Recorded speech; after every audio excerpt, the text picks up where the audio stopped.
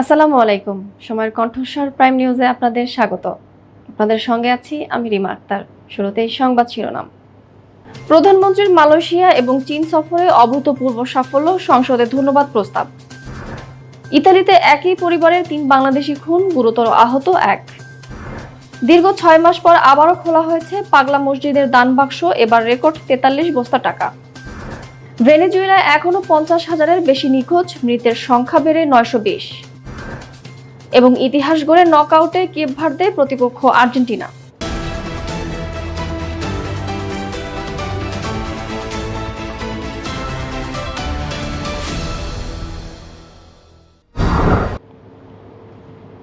এতক্ষণ শুনছিলেন সংবাদ শিরোনাম, এবার বিস্তারিত। প্রধানমন্ত্রী তারেক রহমানের সাম্প্রতিক মালয়েশিয়া এবং চীন সফরে অভূতপূর্ব সাফল্যের জন্য জাতীয় সংসদে ধন্যবাদ প্রস্তাব গ্রহণ করা হয়েছে। সকালে ত্রয়োদশ জাতীয় সংসদের দ্বিতীয় ও প্রথম বাজেট অধিবেশনে ১৬তম দিনের বৈঠকের শুরুতে এই ধন্যবাদ প্রস্তাব কণ্ঠভোটে সর্বসম্মতিক্রমে গৃহীত হয়। শুরুতে স্থানীয় সরকার, পল্লী উন্নয়ন ও সমবায় মন্ত্রী মির্জা ফখরুল ইসলাম আলমগীর প্রধানমন্ত্রী ও সংসদ নেতা তারেক রহমানের গত ২১ থেকে ২৬ জুন পর্যন্ত মালয়েশিয়া এবং চীন সফরে অভূতপূর্ব সাফল্যের জন্য জাতীয় সংসদে ধন্যবাদ প্রস্তাব উত্থাপন করেন। মির্জা ফখরুল তার বক্তব্যে বলেন, এই সফরটি বাংলাদেশের জন্য অত্যন্ত গুরুত্বপূর্ণ ছিল। বাংলাদেশের মালয়েশিয়া এবং চীনের সম্পর্ক আরও দৃঢ় হয়েছে এবং অত্যন্ত সফলতার সঙ্গে তিনি এই সফরের অনেকগুলো চুক্তি সম্পাদন করেছেন। এ সময় বিরোধী দলীয় নেতা ডক্টর শফিকুর রহমান প্রস্তাবকে সমর্থন জানান এবং বলেন, আমরা সকলেই স্বাধীন পররাষ্ট্র নীতির কথা বলে থাকি।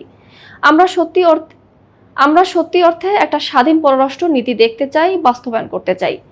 এক্ষেত্রে বিরোধী দল হিসেবে আমাদের যেটুকু করণীয়, আমরা সরকারকে আশ্বস্ত করছি যে আমরা সকল সহযোগিতাই করব। পরে স্পিকার হাফিজ আহমদ বীর বিক্রম ও প্রধানমন্ত্রী তারেক রহমানের ২১ থেকে ২৬ জুন পর্যন্ত মালয়েশিয়া এবং চীন সফরে অভূতপূর্ব সাফল্যের জন্য ধন্যবাদ জানান।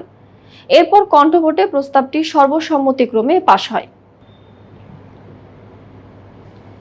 ইতালির রাজধানী রোমে দুষ্কৃতিকারীর ছুরিকাঘাতে খুন হয়েছেন এক বাংলাদেশি পরিবারের ৩ সদস্য এবং গুরুতর আহত হয়েছেন আরও একজন। গতকাল শুক্রবার স্থানীয় সময় রাত ৯টার দিকে রোমের পশ্চিমাঞ্চলের পিনেতা সাচেত্তি সংলগ্ন ভিয়া মন্তিগ্লো এলাকায় একটি আবাসিক অ্যাপার্টমেন্টে ঘটেছে এ নৃশংস ঘটনা। নিহতরা হলেন কামাল হোসেন, তার স্ত্রী এবং ৫ বছর বয়সী মেয়ে। তাদের গ্রামের বাড়ি নোয়াখালী জেলার কোম্পানিগঞ্জে। দীর্ঘদিন ধরে সপরিবারে ইতালিতে বসবাস করে আসছিলেন তারা। স্থানীয় গণমাধ্যম সূত্রে জানা গেছে, সেদিন রাতে অজ্ঞাত পরিচয়ে এক ব্যক্তি অস্ত্র হাতে ওই ফ্ল্যাটে ঢুকে পরিবারের সদস্যদের উপর হামলা চালায়। হামলাকারীর অস্ত্রের আঘাতে ঘটনাস্থলেই নিহত হন কামাল হোসেন, তার স্ত্রী এবং তাদের ৫ বছর বয়সী কন্যা সন্তান। এ সময় কামালের ১৮ বছর বয়সী ছেলে হামলাকারীকে বাধা দেওয়ার চেষ্টা করলে তাকেও ছুরিকাঘাত করা হয়। বর্তমানে সে হাসপাতালে চিকিৎসাধীন রয়েছে। এদিকে প্রবাসী এই পরিবারের ৩ সদস্যকে নৃশংসভাবে হত্যার খবর গ্রামের বাড়িতে পৌঁছালে শোকের ছায়া নেমে আসে। স্বজনদের ক্রন্দনে এলাকার পরিবেশ ভারী হয়ে উঠেছে। নিহতদের পরিবার ও এলাকাবাসী এই হত্যাকাণ্ডের সুষ্ঠু তদন্ত এবং জড়িতদের দ্রুত গ্রেপ্তার ও বিচারের দাবি জানিয়েছেন। দীর্ঘ ৬ মাস পর খোলা হয়েছে কিশোরগঞ্জের ঐতিহাসিক পাগলা মসজিদের দান বাক্স। এবার রেকর্ড পরিমাণ ৪৩ বস্তা টাকা পাওয়া গেছে ১৩টি দান বাক্স থেকে। শনিবার সকাল ৭টায় জেলা প্রশাসন ও মসজিদ পরিচালনা কমিটির উপস্থিতিতে মসজিদের ১৩টি লোহার দান বাক্স খোলা হয়। দান বাক্স থেকে বেরিয়ে আসে রেকর্ড ৪৩ বস্তা টাকা। এছাড়া বিপুল পরিমাণ বৈদেশিক মুদ্রা ও স্বর্ণালংকারও পাওয়া গেছে। এরপর মসজিদ পরিচালনা কমিটির সদস্য, মাদ্রাসা ও এতিমখানার শিক্ষক শিক্ষার্থী, পার্শ্ববর্তী মাদ্রাসার শিক্ষার্থী, রূপালী ব্যাংকের কর্মকর্তা কর্মচারী সহ ৬ শতাধিক মানুষ গণনা কার্যক্রমে অংশগ্রহণ করেন। বিকাল পর্যন্ত গণনায় ৭.৫ ঘন্টায় পাওয়া গিয়েছে ১২,৪০,০০,০০০ টাকা। সাধারণত ৩ মাস পর পর দান বাক্স খোলা হলেও এবার বিভিন্ন কারণে প্রায় ৬ মাস পর দান বাক্স খোলা হয়েছে। দানের পরিমাণ বৃদ্ধি পাওয়ায় এবার নতুন করে আরও ৩টি দান বাক্স সংযোজন করা হয়। এর আগে গত বছরের ২৭ ডিসেম্বর দান বাক্স খুলে ১১,৭৮,৪৮,৫৩৮ টাকা বিপুল পরিমাণ বৈদেশিক মুদ্রা এবং স্বর্ণালংকার পাওয়া গিয়েছিল। জামালপুরের দেওয়ানগঞ্জে বাহাদুরাবাদ নৌ টার্মিনাল ঘাটে বাহাদুরাবাদ বালাসি রুটে দেশের দ্বিতীয় যমুনা সেতু নির্মাণের দাবি জানিয়ে আসছেন স্থানীয়রা। এই দাবিতে শুক্রবার বিকেলে অনুষ্ঠিত হয়েছে গণজমায়েত ও মানববন্ধন। কর্মসূচি থেকে দ্রুত সেতু নির্মাণের জোর দাবি জানান অংশগ্রহণকারী বিভিন্ন শ্রেণী পেশার মানুষ।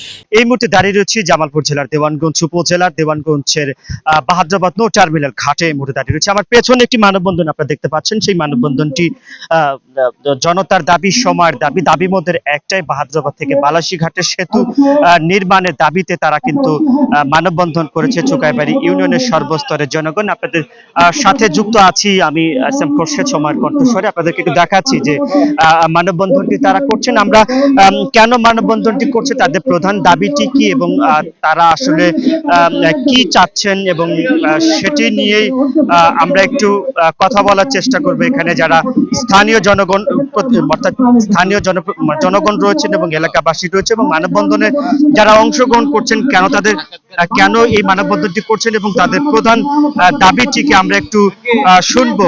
আচ্ছা, এই যে আপনারা মানববন্ধন করছেন, কেন করছেন, তাদের দাবিটি? আমাদের দাবি হলো বহুদিনের দাবি, এই যমুনা সেতু বাধ্যবাস্তু গাইবান্ধা। এই দাবিটা আমাদের মেলার দিন আগে দাবি করে আসতেছি। এখানে একটা রেল স্টেশন আছে, একটা টার্মিনাল আছে, একটা আস্থা হয়ে গেছে। আমাদের এই আস্থা এমনিতে গেলে কাছে হবো, আমরা এটা দাবি করতে আছি। যেমনটি জানালেন, তাদের যেটি প্রধান দাবি দেশের দ্বিতীয় যমুনা সেতু নির্মাণের জন্য। আমরা মানববন্ধনে আসা আরেকজনের সাথে একটু কথা বলার চেষ্টা করব। কেন আপনারা মানববন্ধনটি করছেন? আমরা মানববন্ধনটি করতেছি যে আমার বাহাদ্রাবাদ ঘাট থেকে বালাসী পর্যন্ত সেতু, এই জায়গায় থেকে আমাদের জামালপুর ডিস্ট্রিক্ট অনেক বিভাগ লোক, গাইবান্ধা, রংপুর, দিনাজপুর অনেক ভালো হবে। এই সেতুটা আমাদের দাবি প্রধানমন্ত্রীর কাছে আর আমাদের রশিদুজ্জামান মিল্লা সাহেবের কাছে আমাদের দাবি, অনুরোধ তাদের কাছে। এই সেতুটা হলে আমাদের সবসময় চলাচল ভালো হবে, শর্ট রাস্তা হবে, এটাই আমাদের প্রধানমন্ত্রীর কাছে দাবি। ধন্যবাদ। যেমনটি মানববন্ধনে আসার অংশগ্রহণকারীরা বললেন, তাদের এই দ্বিতীয় যমুনা সেতু নির্মাণ হলে দেশের 8টি জেলার যোগাযোগ স্থাপন হবে এবং অর্থাৎ এখানকার যারা মানববন্ধনে এসেছেন তারা যেমনটি দাবি জানিয়েছেন যে বাহাদ্রাবাদ থেকে বালাসীঘাটের দ্বিতীয় যমুনা সেতুর দাবি করছেন। আপনাদের সাথে সময়ের কণ্ঠস্বরে এতক্ষণে যুক্ত ছিলাম আমি এস এম খোরশেদ, সময়ের কণ্ঠস্বর, দেওয়ানগঞ্জ, জামালপুর। এবার আন্তর্জাতিক। ভেনেজুয়েলায় স্মরণকালের ভয়াবহ ভূমিকম্পে মানবিক বিপর্যয় চরমে পৌঁছেছে। এখন পর্যন্ত 50,000-এর বেশি মানুষ নিখোঁজ রয়েছেন। মৃতের সংখ্যাও উদ্বেগজনকভাবে বাড়ছে। জাতিসংঘের ত্রাণ প্রধান টম ফ্লেচার এ তথ্য জানিয়েছেন। দেশটির অন্তর্বর্তীকালীন প্রেসিডেন্ট দেলসি রদ্রিগেজ নিশ্চিত করেছেন যে ভূমিকম্পে এ পর্যন্ত 920 জনের মৃত্যু হয়েছে। ভূমিকম্পে সবচেয়ে বেশি ক্ষতিগ্রস্ত হয়েছে রাজধানীর কারাকাসের উত্তরাঞ্চল। ধ্বংসস্তূপের নিচে এখনো বহু মানুষ আটকা পড়ে আছেন বলে ধারণা করা হচ্ছে। দেশটির পক্ষ থেকে জানানো হয়েছে অন্তত 200 জনের বেশি জীবিত মানুষ আটকা পড়ার খবর পাওয়া গেছে।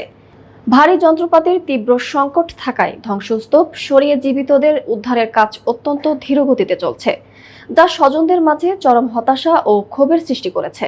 পরিস্থিতি সামাল দিতে জাতিসংঘের মানবিক সহায়তা সংস্থা মাঠে নেমেছে। স্প্যানিশ, সালভাদোরীয়, সুইস, কলম্বীয় এবং মেক্সিকান সহ 17টি দেশের বিশেষায়িত উদ্ধারকারী দল বর্তমানে ঘটনাস্থলে কাজ করছে। ত্রাণ তৎপরতা সমন্বয় করতে মার্কিন সামরিক বাহিনীর একজন ঊর্ধ্বতন কর্মকর্তা ইতিমধ্যে কারাকাসে পৌঁছেছেন। খেলার খবর, বিশ্বকাপ ফুটবল। অভিষেক বিশ্বকাপেই ইতিহাস গড়ল কেপ ভার্দে। নিজেদের শেষ ম্যাচে সৌদি আরবকে গোলশূন্য ড্রয়ে আটকে দিয়ে প্রথমবারের মতো বিশ্বকাপের শেষ 32 নিশ্চিত করেছে আফ্রিকার দেশটি। নকআউট পর্বে তাদের সামনে অপেক্ষা করছে বর্তমান বিশ্ব চ্যাম্পিয়ন আর্জেন্টিনা। এইচ গ্রুপের শেষ ম্যাচে একই সময়ে উরুগুয়েকে 1-0 গোলে হারায় স্পেন। 3 ম্যাচে 3 ড্র থেকে 3 পয়েন্ট নিয়ে দ্বিতীয় স্থান থেকে ইতিহাস গড়ে শেষ 32-এ ওঠে কেপ ভার্দে। আর 2 পয়েন্ট নিয়ে যথাক্রমে তৃতীয় ও চতুর্থ স্থানে আছে উরুগুয়ে ও সৌদি আরব। অন্যদিকে দিনের আরেক ম্যাচে দুর্দান্ত লড়াই শেষে 4-1 গোলে নরওয়েকে হারিয়ে মাঠ ছাড়ে ফ্রান্স। অপর ম্যাচে 5-1 গোলে নিউজিল্যান্ডকে হারায় বেলজিয়াম এবং 1-1 গোলে মিশর ও ইরান ড্র করে মাঠ ছাড়ে। এদিকে আজ রাত 3টায় পানামা ও ইংল্যান্ড, ক্রোয়েশিয়া ও ঘানা, ভোর 5টা 30 কলম্বিয়া ও পর্তুগাল, ডিআর কঙ্গো ও উজবেকিস্তান এবং আগামীকাল সকাল 8টায় আলজেরিয়া ও অস্ট্রিয়া, জর্ডান ও আর্জেন্টিনা মুখোমুখি হবে। এই ছিল আজকের প্রাইম নিউজ। দেশ বিদেশের সর্বশেষ আপডেট পেতে চোখ রাখুন সময়ের কণ্ঠস্বরে। ধন্যবাদ।